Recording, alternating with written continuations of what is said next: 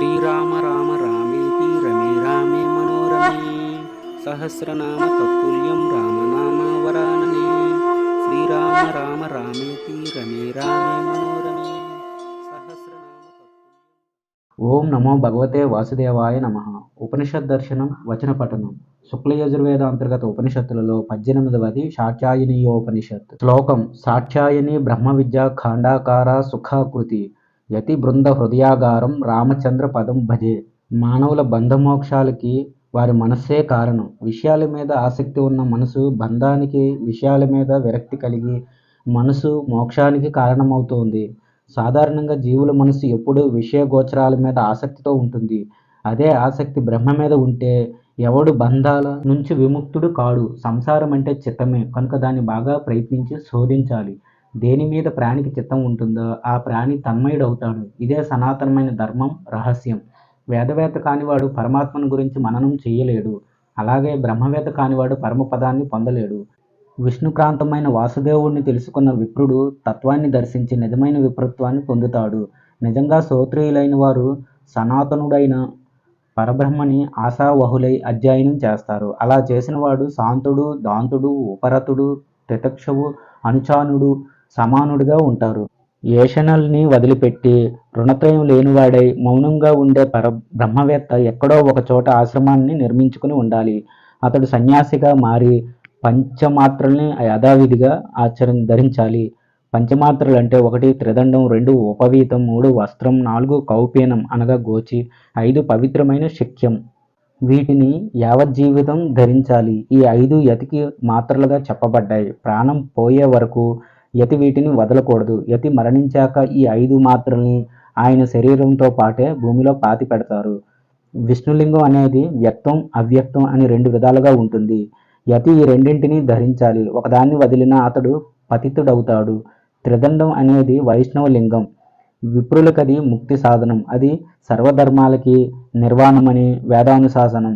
సన్యాసులు 1 కుటీచకుడు, 2 బహుదకుడు, 3 హంసుడు, 4 పరమహంస అని 4 రకాలుగా చెప్పబడ్డాయి. వీరంతా విష్ణులింగాన్ని ధరించి శిఖాయజ్ఞోపవేతాలని కలిగి చిత్తశుద్ధులై ఆత్మతో తమ ఆత్మని పరబ్రహ్మగా భావిస్తారు. వారు పరిశుద్ధమైన చిద్రోపోపాన రతులై జపనియమవంతులై సుశీలురు, పుణ్యకీర్తి కలిగిన వారుగా ఉంటారు. ఆ విషయాన్నే ఈ వృక్కు చెబుతోంది. కుటీచక, బహూదక, హంస, పరమహంసలనేవారు వృత్తిభేదం కలిగిన వారు. వీరంతా విష్ణులింగాన్ని అనగా త్రిదండాన్ని బాహ్యంగా, అంతరంగా నిత్యం ధరిస్తారు. వారు పంచయజ్ఞాలు కలిగిన వారు, ఉపనిషత్తులు తెలిసిన వారు. వారంతా బ్రహ్మ విద్యా సంపన్నులై క్రియావంతులై వృక్షాన్నో వృక్షమూలాన్నో ఆశ్రయించి పుష్పాన్ని వదిలి అందులోని రసాన్నే అనుభవిస్తుంటారు.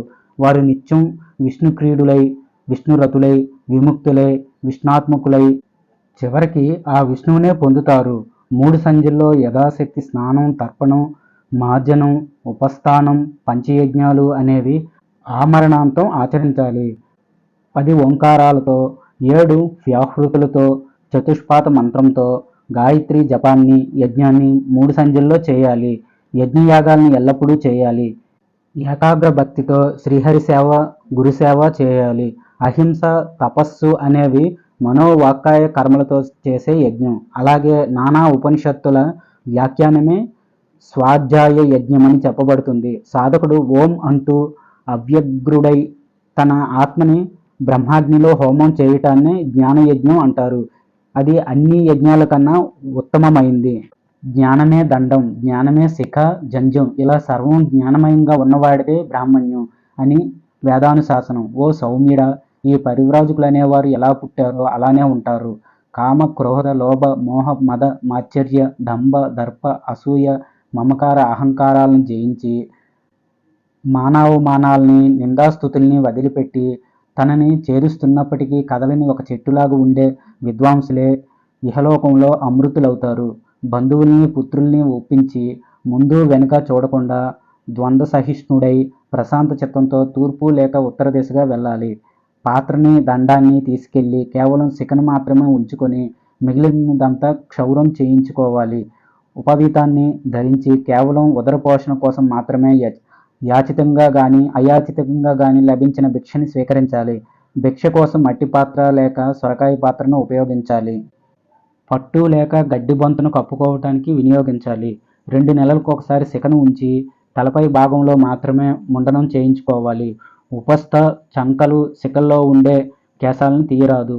యతి చాతుర్మాస్య వ్రతం చేస్తూ సుప్తుడై అంతరాత్మ పురుషులై లేచి గుడిలో గాని చెట్టు మొదల్లో గాని గుహలో గాని నివసించాలి.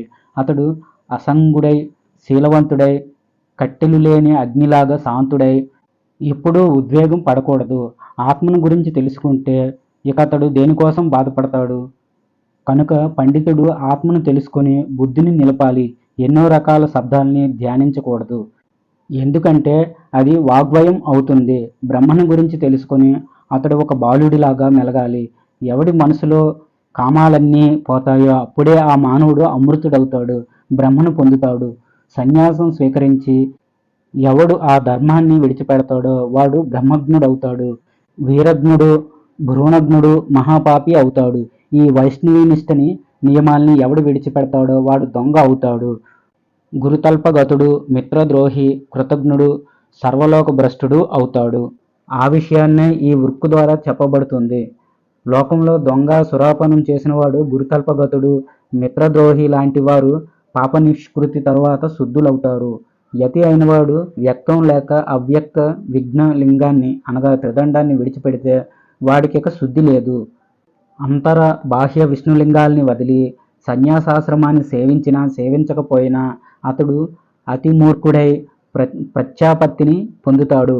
అలాంటి వాడికి కోటి కల్పాలు గడిచినా తరించే మార్గం కనిపించదు.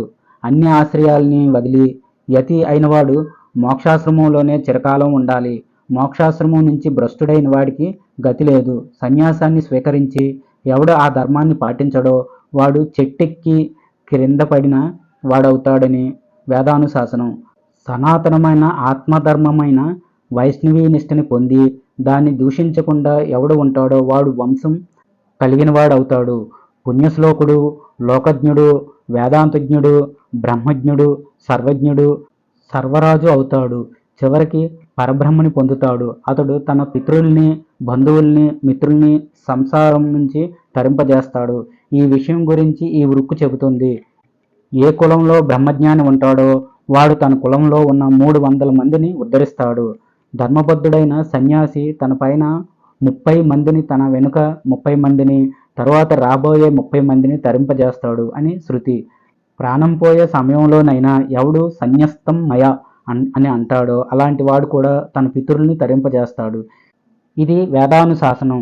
ఈ సనాతనమైన ఆత్మధర్మస్థమైన వైష్ణవీ నిష్టని అందరికీ చెప్పకూడదు. అనుచానుడు కానివాడికి ఆత్మవేత్త కానివాడికి విరాగతుడు కానివాడికి విశుద్ధుడు కానివాడికి ఉపపన్నుడు కానివాడికి అప్రయత మనుష్కుడికి చెప్పకూడదు. ఈ విషయం గురించే ఈ వృక్కు చెప్పబడింది. ఒకనాడు విద్య బ్రాహ్మణుడి దగ్గరికి వెళ్ళి ఇలా అందట: ఓ విప్ర, నన్ను రక్షించు. నేను నీ వంశంలోనే ఉంటాను. నన్ను అసూయపరుడికి రుజువు కానివాడికి షటుడికి చెప్పకు. నేను వీర్యాన్ని కలిగి ఉంటాను. విద్యాశ్రుతుడు అప్రమత్తుడు మేధావి బ్రహ్మచారి అయిన వాడిని బాగా పరీక్షించి వైష్ణవీ నిష్టని బోధించాలి. ఆ నిష్టని ఉపదేశం పొందినవాడు మనసా వాచ కర్మణ గురువుని ఆశ్రయించాలి. గురువుకి భోజనం పెట్టకపోతే తాను చదివిందంతా అతడు అనుభవించలేడు. గురువే శిష్యుడికి పరమధర్మం. గురువే పరాగతి. ఒక అక్షరాన్ని ఉపదేశం చేసినా గురువుని ఎవడు అభినందించడో వాడి చదువు తపస్సు జ్ఞానం అన్నీ పచ్చికుండలోని నీళ్లులాగా కారిపోతాయి. ఎవరికి దేవుడి మీద ఉన్నట్టే గురువు మీద కూడా భక్తి ఉంటుందో ఆ పండితుడే పరబ్రహ్మని పొందుతాడు. ఇది వేదానుశాసనం. శుక్ల యజుర్వేద అంతర్గత ఉపనిషత్తులలో 18వ అయిన శాట్యాయని ఉపనిషత్తు సమాప్తం. స్వస్తి. జై శ్రీరామ్.